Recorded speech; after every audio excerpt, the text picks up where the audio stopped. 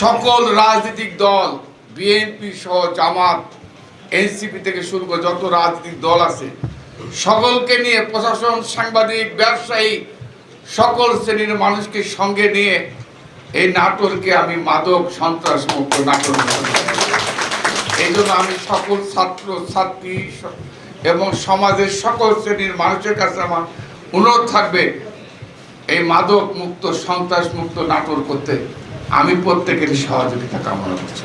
প্রিয় ভাই, আমার বক্তৃতা দীর্ঘক্ষণ না করে আমি সকলকে আগামী দিনে এই নকল অর্থাৎ না পড়ে GP5 না পড়ে মাস্টার ডিগ্রি অর্জন করা, অনার্স করা, ম্যাট্রিক পাস করা, ইন্টারমিডিয়েট পড়া, সাদা কাগজ লিখে দিয়ে আসলে GP5 একটু লিখলে গোল্ডেন 5, এই শিক্ষা ব্যবস্থা বাংলাদেশে আর হবে না।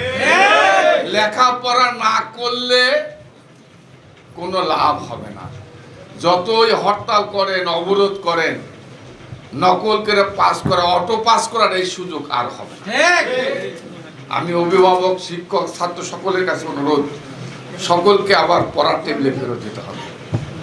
আমার প্রিন্সিপাল সাহেব বলেছে আমরা এই কলেজের ছাত্র ছিলাম, আমি এই কলেজ থেকে ইন্টারমিডিয়েট পাস করেছি, এই কলেজ থেকে ডিগ্রি পাস করে রাজশাহী বিশ্ববিদ্যালয় মাস্টার্সে ভর্তি হয়েছি, তখনও লেখাপড়া করে আমাদেরকে পাস করতে হয়েছে।